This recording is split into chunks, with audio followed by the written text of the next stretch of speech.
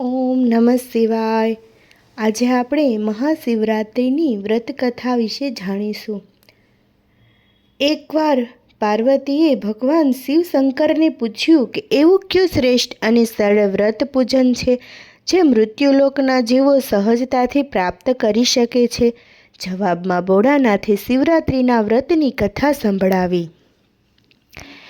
એકવાર ચિત્રભાનુ નામનો એક શિકારી હતો. તે પશુઓની હત્યા કરીને તે પોતાના કુટુંબનું પાલન પોષણ કરતો હતો. એકવાર એક સાહુકાર તેનો ઋણી હતો. આમ છતાં સમય પર દેવું ન ચૂકવી શકતા ક્રોધિત સાહુકારે તેને શિવ મઠમાં બંધી બનાવી દીધો. સંયોગવશ એ દિવસે શિવરાત્રિ હતી. બંદી રહેતા શિકારી મઠમાં શિવ સંબંધી ધાર્મિક વાતો સાંભળતો રહ્યો. ત્યાં તેણે શિવરાત્રિની કથા પણ સાંભળી. સંધ્યા થયા પર સાહુકારે તેમને બોલાવ્યો અને ઋણ ચૂકવવા માટે પૂછ્યું તો શિકારી આગળના દિવસે તમામ ઋણ પરત આપવાનું વચન આપ્યું. સાહુકારે તેમની વાત માની લીધી અને તેને છોડી દીધો. બીજા દિવસે શિકારી શિકાર માટે જંગલમાં ગયો. આમ છતાં દિવસભર જેલમાં બંધ હોવાને કારણે તે ભૂખ્યો અને તરસ્યો હતો. શિકાર કરવા માટે તેણે એક તળાવના કિનારે આવેલા બિલ્લીના વૃક્ષને પસંદ કર્યું. તે પાણી ભરેલી થેલી લઈને ઝાડ પર ચડી ગયો. તળાવના કિનારે પ્રાણીઓ પાણી પીવા માટે આવે તેની રાહ જોવા લાગ્યો. એ જ બિલ્લી વૃક્ષની નીચે એક શિવલિંગ હતું, જે બિલ્લીપત્રોના પાંદ ખરવાને લીધે ઢંકાયેલું હતું. શિકારી આ વિશે જાણતો ન હતો. તે ભૂખ્યો તરસ્યો ઝાડ પર બેસીને શિકારની શોધમાં આમ તેમ જોવા લાગ્યો. એ દરમિયાન તેની પાણીની થેલીમાંથી પાણીના ટીપા શિવલિંગ પર પડતા રહ્યા.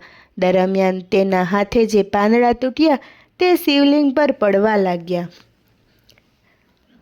રાત્રિનો પહેલો પ્રહાર વીત્યો ત્યારે એક ગર્ભવતી મૃગલી તળાવ પર પાણી પીવા પહોંચી. શિકારીએ ધનુષ પર તીર ચડાવીને જે પ્રત્યંચા ખેંચી કે મૃગલી બોલી, હું મારા બચ્ચાને મળીને પાછી આવીશ,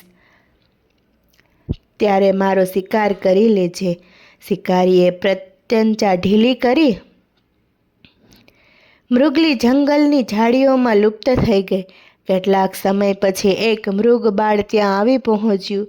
શિકારીએ તેનો શિકાર કરવા માટે ધનુષ પર બાણ ચડાવ્યું.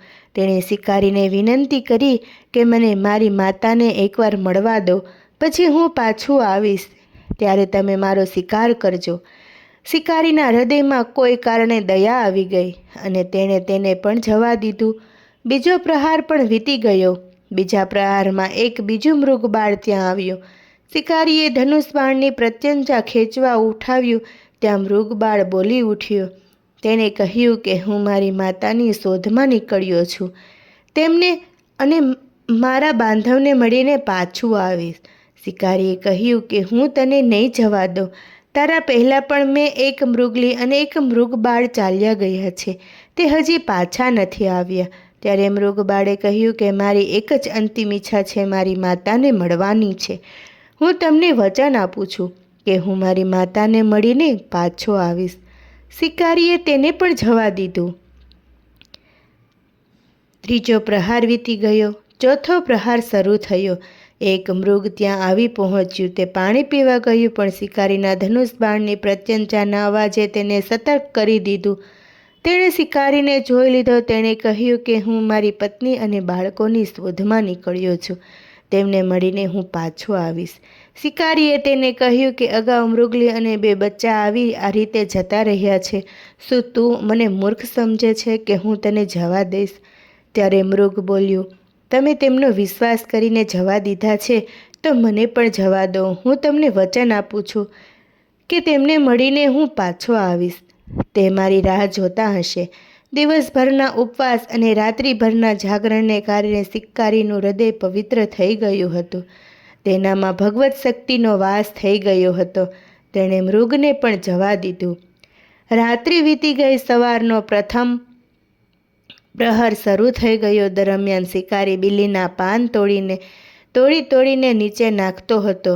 તેની મશકમાંથી પાણી નીચે શિવલિંગ પર પડતું હતું. થોડી વાર પછી મૃગ સહપરિવાર શિકારી સમક્ષ ઉપસ્થિત થઈ ગયું. તેણે શિકારીને કહ્યું કે તમે હવે સુખેથી અમારો શિકાર કરો, તમારી ભૂખ મિટાવી શકો છો. શિકારી પશુઓની સત્યતા અને વચન પરસ્તી જોઈને તેમને પ્રેમથી નિહાળવા લાગ્યો. તેને થયું કે આવા પરિવારને હું વીખી નાખીશ. તેના હૃદયમાં પસ્તાવો થવા લાગ્યો. તેની આંખમાંથી આ હરણાઓ માટે પ્રેમની ધારા વહેવા લાગી. આખરે શિકારીએ પોતાના હૃદયમાંથી આ મૃગ પરિવારને મારવાનો સંકલ્પ માંડી વાળ્યો. તેનું મન હવે એ હરણાઓને હણવા તૈયાર ન હતું. તેણે મશકમાંથી થોડું પાણી પીવા ઊંચી કરી તેમાંથી થોડું જળ નીચે શિવલિંગ પર પડ્યું. તે હળવેથી પાન આમ તેમ કરી નીચે ઉતર્યું. તેનું હૃદય અત્યંત પ્રેમથી ભરાઈ ગયું હતું. સમસ્ત દેવલોક આ ઘટનાને જોઈ રહ્યો હતો. તેઓ આ દ્રશ્ય જોઈ ગદગદિત થઈ ગયા. તેણે શિકારી અને મૃગ પરિવારને મોક્ષનું વરદાન આપ્યું. અજાણતા શિવરાત્રિના વ્રતનું પાલન કરવાથી શિકારીને મોક્ષની પ્રાપ્તિ થઈ. જ્યારે મૃત્યુકાળમાં યમદૂત તેનો જીવ લેવા આવ્યા તો શિવગણોએ તેમને પરત મોકલી દીધા અને શિકારીને શિવલોક લઈ ગયા.